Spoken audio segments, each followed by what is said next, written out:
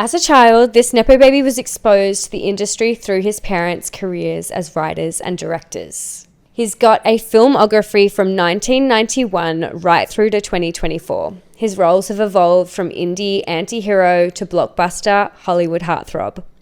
But would it have been possible without his parents' influence? Ooh. Whoa. That's where we come in. The playing field is not level. You get access that other playing people field is don't not- have. Nepotism, baby, that is what they call me. 'Cause I'm a rich parents, they don't wanna know me. Let us break it down on the Nepo Baby. Welcome to Nepo Baby, the podcast where we dive deep into the lives of the world's most famous and privileged kids. We get into the nitty-gritty details nobody asked for, but everybody secretly wants to hear. My name is Monica Reed. I'm a pop culture enthusiast with an obsession with the Met Gala. My name is Jessie, and I grew up reading Vanity Fair as soon as I could read. Checks out. Today we are talking about Jake Gyllenhaal. But to talk about his whole journey from unknown child actor to Hollywood royalty, we have to take it back and talk about the parents. His parents are Stephen and Naomi Gyllenhaal. Naomi is a screenwriter and producer. She worked as a part of the production staff for Sesame Street. Oh, coolest job we've had on the podcast. Stop right there. Very cool. What, and neither of them is a Muppet? Okay. Is it nepotism then? Maybe. And that's the podcast. Thanks, guys. That's it. That's all we've got today. She later moved on to screenwriting and wrote a screenplay for the 1986 film Violets Are Blue, which was her first feature film. Jessie, have you seen it? No. No, neither have I. Violets are blue. I'll put it on my list. Stephen is a director. Stephen directed television series such as A Dangerous Woman and The Mentalist. Oh, with Simon Baker. Remember The Mentalist? Yeah, of course. What a throwback. Yeah. Huge.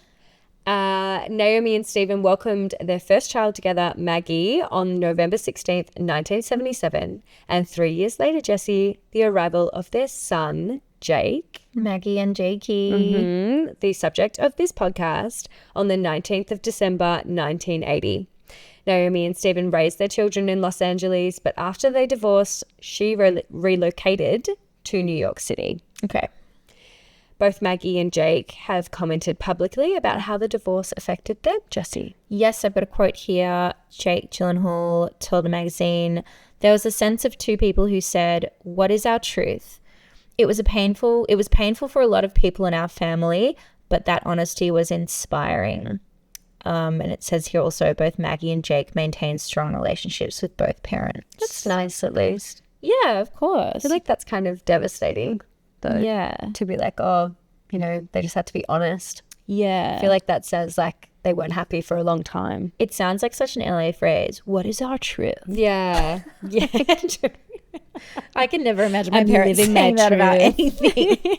They're like, we'd prefer to lie, actually. No, let me live a lie. Let me live it. True. My parents are happily married. Very happy. They're still Yes. together, living a lie. It's time to move on to our next phase, Jessie. In a phase that we're calling right place, right time, and zero formal training. Oh, This is covering his early life. Like I said, he was born in 1980 in Los Angeles. He's currently 44 years old, Jessie. okay. Maggie, his sister, made her film debut at 15 in her father's film in 1992, the movie Waterland, while Okay. the whole family then worked on the 1993 film A Dangerous Woman, which I mentioned earlier. What did Right. Maggie have to say about working with her parents? Maggie said, I have like one line in both of those movies, which was just an excuse really to go and visit my dad. She said it was funny, actually, like I was 14. I felt like an actress, so it felt kind of weird to be doing this line in my dad's movie. At least she's honest. Yeah. I mean, she's And like, I just think- want to go visit him. Yeah, I don't know. I feel like maybe I'm getting softer as the further we get into this season, but also, are you not going to put your kid in your movie? Kind of rude not to. I mean, you don't have to. Yeah. Do you know what I mean? You wouldn't really put them as don't the have lead, to. but like Cafe Girl number 4. Like, we just need someone. I don't want to Do pay wanna you full just- rates. Yeah. Come in. Oh, I Say your reckon she line got and paid go. full rates. Really? Yeah, I reckon Let's she was ring her getting up. paid. And here she is now. Maggie. Maggie Gyllenhaal. Can you imagine? I want to know, Jessie, when Jake spoke to The Guardian in 2010, he revealed something about growing up. Okay. He said growing up with parents who are in the film industry gave him and Maggie a respect for storytelling very early on. So the quote says, when I was younger, I did work with Coach. What's that? I went to this place called Actors Space in the Valley. I was pretty young, but we were doing acting and improvisation. Oh, maybe it's a coach. Oh, yeah. He says, but I didn't go to RADA. I didn't do that. But I do now work with an acting coach primarily for the initial intellectual connection to the material. Okay. Once It's again, funny. quite honest. Yeah, and I've seen him in a few of his films, and he strikes me as someone quite trained. Do you think? Yeah, I think so.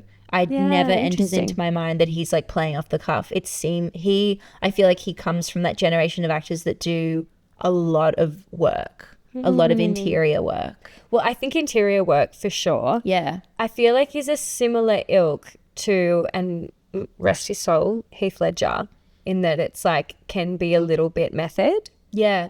a lot of internal work and a lot of emotional work, which can be quite dangerous. I see that, but I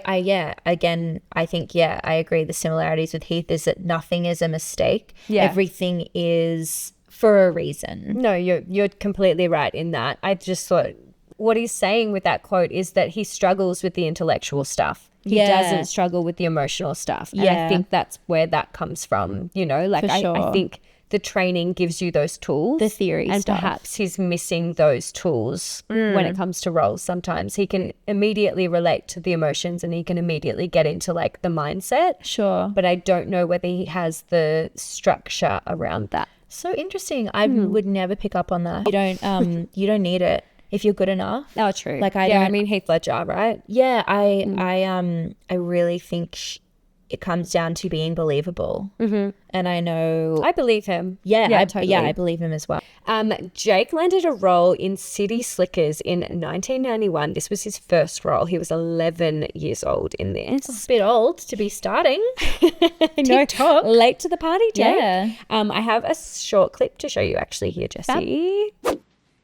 Daniel, would you introduce your father, please, and tell us what he does?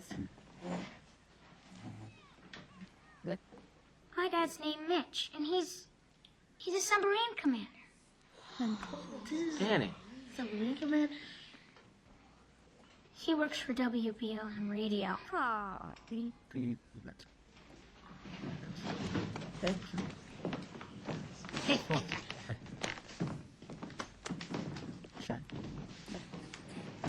Well, like Danny said, I work for WBLM Radio.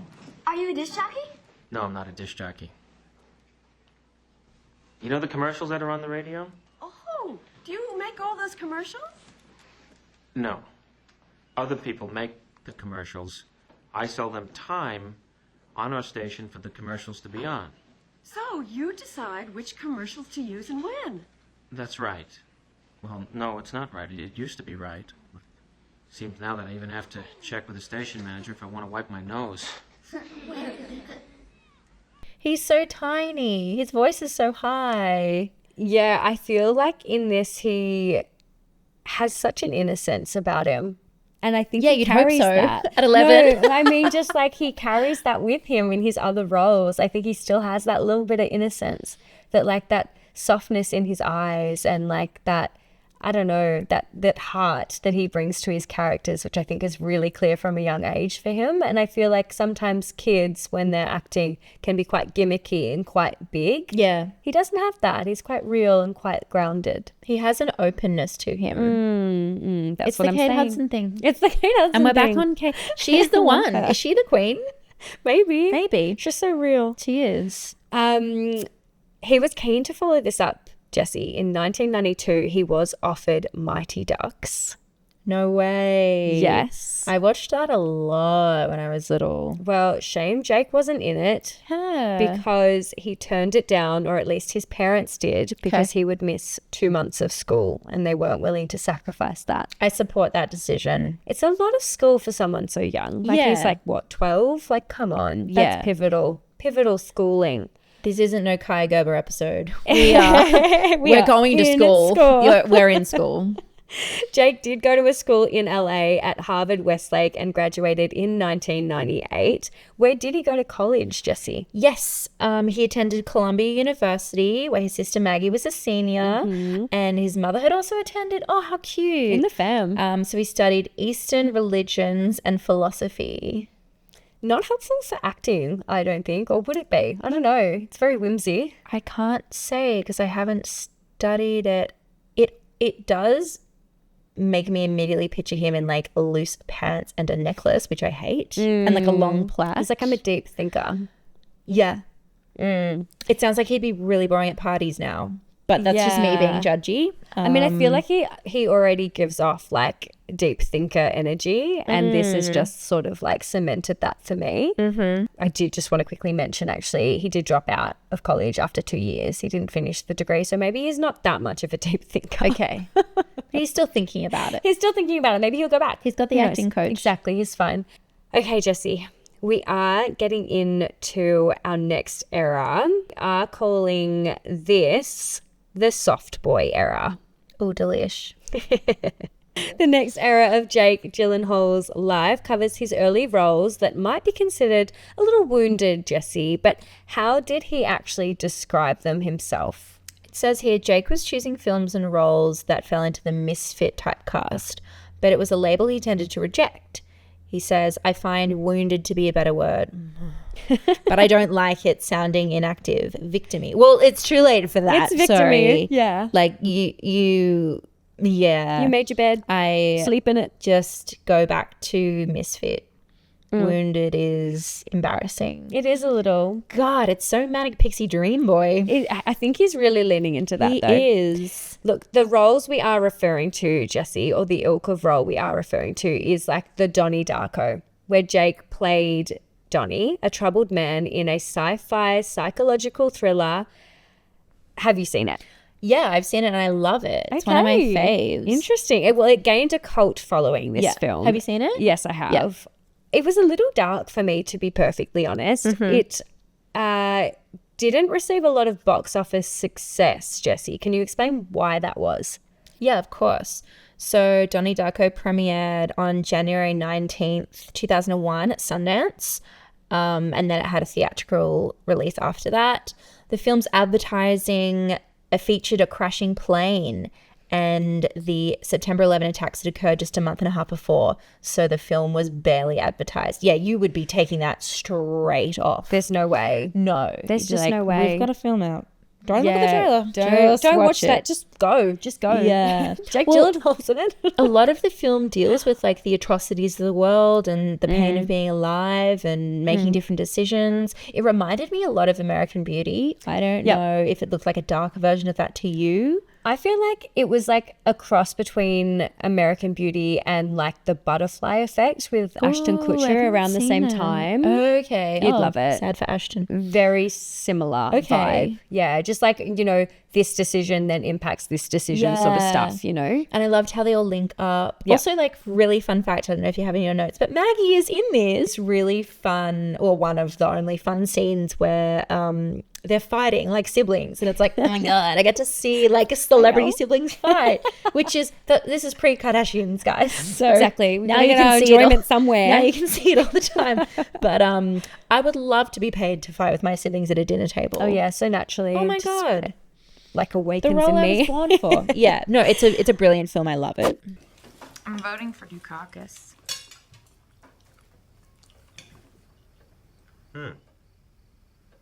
Well, maybe when you have children of your own who need braces, you can't afford them because half of your husband's paycheck goes to the federal government, you'll regret that. My husband's paycheck? Oh. Anyway, I'm not gonna squeeze one out till I'm like 30. Will you still be working at the yarn barn? Because I hear that's a really great place to raise children. That's really funny. No, I think a year of partying's enough. She'll be going to Harvard next fall. I haven't even gotten in yet. Do you honestly think Michael Dukakis will provide for this country till you're ready to squeeze one out? Yeah, I do. When can I squeeze one out? Not until 8th grade. Excuse me. Donnie, you're such a dick. Whoa, Elizabeth. Little hostile there. Baby, you should be the one in therapy. Then Mom and Dad can pay someone $200 an hour to listen to all your thoughts, so we don't have to. Okay. You want to tell Mom and Dad why you stopped taking your medication? You're such a fuck ass. Please. Did you just call me a fuck ass? Elizabeth, that's enough. You can go suck a fuck. Oh, please tell me, Elizabeth, how exactly does one suck a fuck? You want me to tell you? Please tell me. We will not have this at the dinner table. Stop. Jake received an Independent Spirit nomination for Best Actor for his portrayal of Donnie in this. He later, Jesse, followed it up with Bubble Boy in 2001. I've never heard of that. A very interesting choice. Okay. For him. I think I put an image in your notes, actually. Yeah. It was basically about a boy born without an immune system that lives inside a plastic bubble. Okay, it's all clicking because there was lots of Bubble Boy chat going on in lockdown, and I was like, Yes. haha, yeah. No, and I never didn't saw really it. know what Yeah, it meant. Neither. Me smiling and nodding my way through Like, life. Haha, good one, me too. Yes. I've also Bubble Boyed. I wonder if he was doing more on that classic actor thing of like going from Donnie Darko to something completely opposite. It's Yeah. the range, babes. Potentially. The range. I just so thought that it was in a completely different time though, because it's such a different film for him to Yeah, take on, you right. know, it's so childish and so silly. Okay. I think I put some reviews of Bubble Boy in your notes as well. Yes, if you want to read one or two. Yes, please. 3 stars. Jake Gyllenhaal is a total goober. However, this movie was hilarious. Legit laughed out loud multiple times. Definitely worth the watch. Bring back goober. It's so American, but I love it. I know, we should say it on the pod. 1 star. I didn't like the comedy in the movie, full stop. Also, rate it a 5 out of 10, full stop. Terrible. 5 is still pretty good. Five's not bad. Yeah. I'll take 5. Why would you give 1 star and then rate it 5 out of 10? What are you saying, babe? Don't know. What are you saying? Okay, last review, 2 stars. Surprisingly not to be held accountable for nearly killing Jake Gyllenhaal's career before showing up in such a critically acclaimed powerhouses as... Oh, this is just a story of his life. I'm not reading all that. Who's that? Not wrong though. Maybe it was me. No. Yeah. I'm like not reading it and you're like, user, Mon Reed. Monica Reed, Nepo baby. And I've just cut it. That was a bit of a teaser for our next little talking point.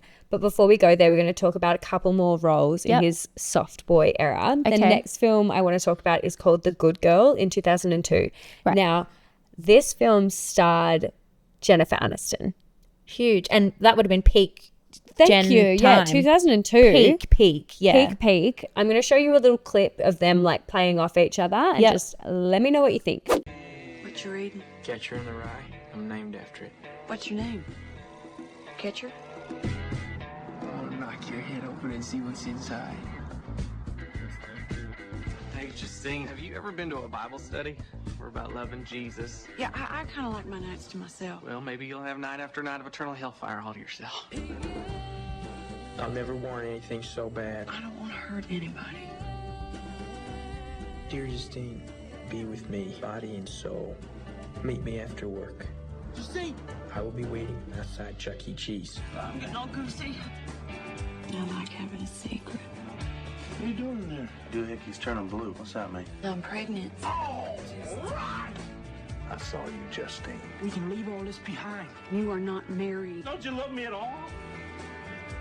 I'm starting to think you don't get me. He looks like a child. I don't know if it's because she's more relaxed in front of the camera, but he's done a lot. I don't know. She just looks she looks like she lives in the world, and he looks like he got out of bed really late and he's like rushed rolling to set. around. Yeah, but maybe that's his character. I haven't seen the movie. You said soft boy era. Yeah. Maybe it's just the soft boy vibe. She seems like a woman in this. He very much seems like a teenage boy. Yeah, it's kind of making me realize, did Jake Gyllenhaal walk so Michael Cera could run? Potentially. Is that what we're doing here? Wow. Okay, to finish off this last little section of the soft boy era, I just wanted to mention Jake Gyllenhaal's role in Day After Tomorrow, which was a 2004 film. it sort of like marked his move from soft boy to more serious sort of actorly roles. Some meaty stuff. Yeah, he plays Dennis Quaid's son in this. Okay. And I think we discussed it before, Jesse. It's very like climate change before climate change was fully spoken about. I loved this movie. I saw it, I think, in school, in primary school, and I was blown away. I was like, this could happen any second. Wow. I'm going to be walking around New York and the snow will come and find me. Okay, I'm going to play a little clip here. Turbulence. There, cloud flare that's abnormally high. You all right? Please, you're me. He's afraid of flying. Government has to start making long-term preparations now. Jack, all you have is a theory. It's been raining like this for 3 days now. Mr. Vice President, if we don't act now, it's going to be too late. I'm afraid that time has come and gone, my friend. What can we do? Save as many as you can.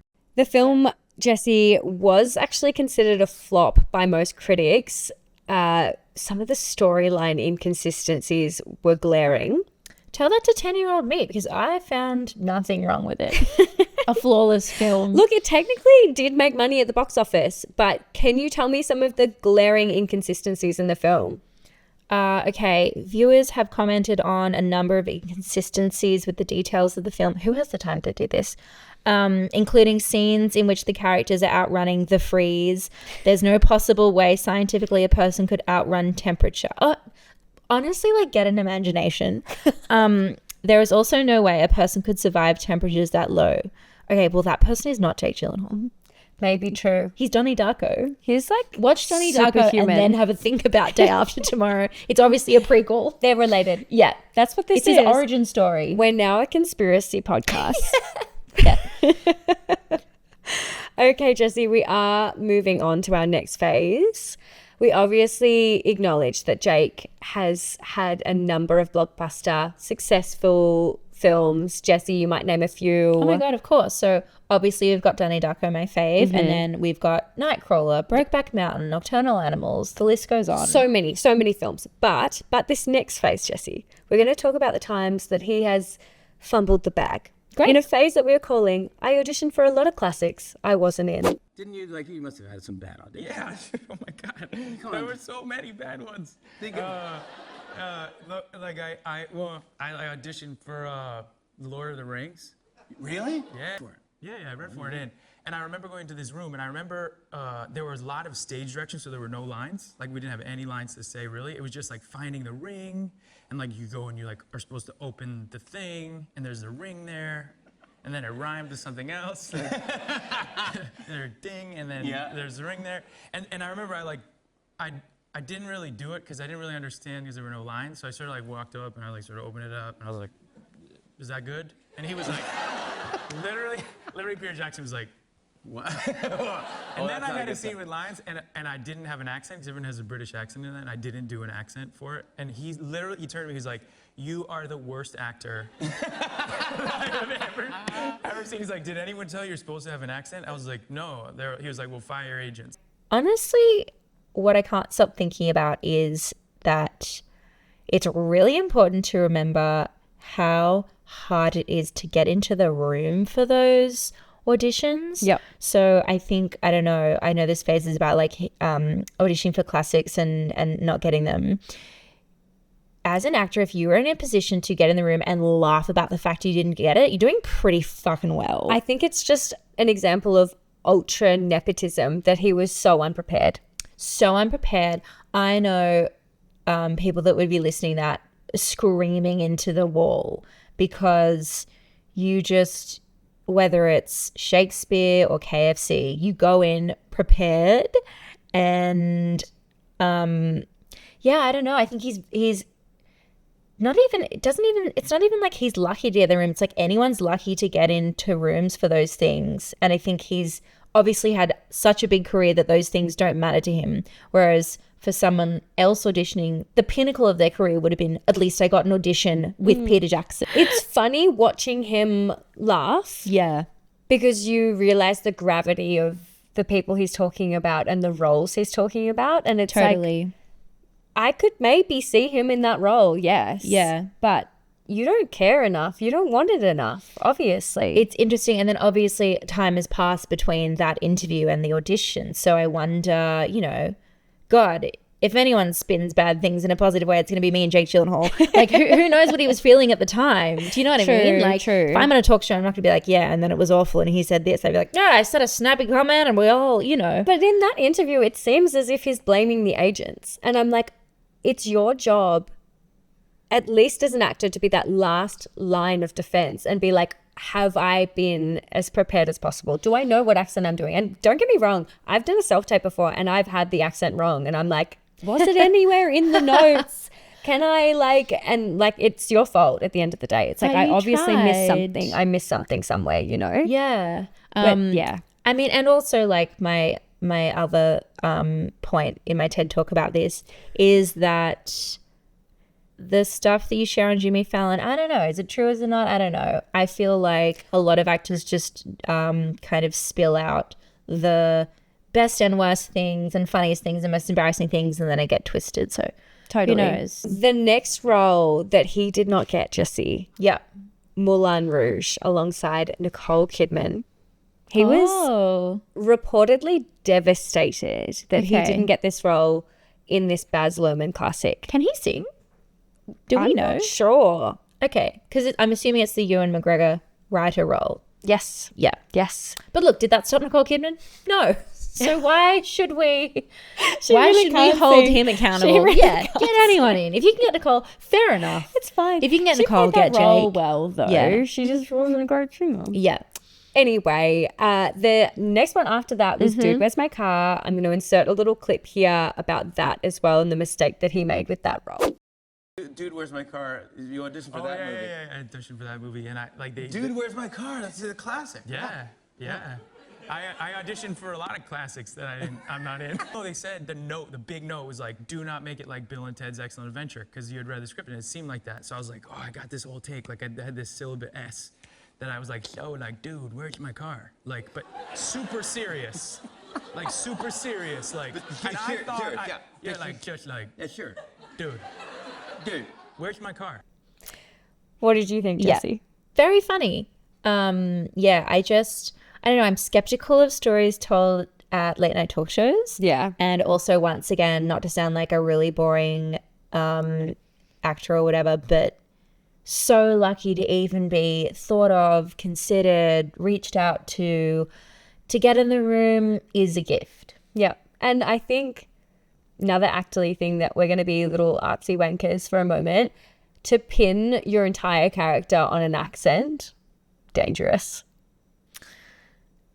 Yeah, well, but that's what I guess I alluded to earlier, is that, like, is he just telling this for Jimmy Fallon? Like, it sounds... Potentially. It sounds fake. It does sound a little fake, because if he's... At this point in his career, he's done quite a bit, right? Yeah, it sounds He's just had like roles. a fluffy, like, whatever. You don't go into an audition having nothing but an accent. Yeah. And going, well, that's all I've got. Sorry. Yeah. Like, unless you're Jake Gyllenhaal and you can afford to. Yeah, and you're like, He's this like, is funny. oh, you know, I'm going to all these awards shows. I guess I'll like squeeze in this and I'll do an accent because it'll be funny. Maybe that's his life. Well, I also just don't think he was the type at all for Dude, Where's My Car? Do you? I can see it, but I think the casting was correct. Same with Moulin Rouge. I can't see it with Moulin Rouge at all. He doesn't have that like sense of wonder. He doesn't have that gravitas either. He has a really At this open time. face, but Do you know what I also mean? Ewan McGregor looks like he's never been anywhere before. Jake Gyllenhaal looks like he's been in every room ever.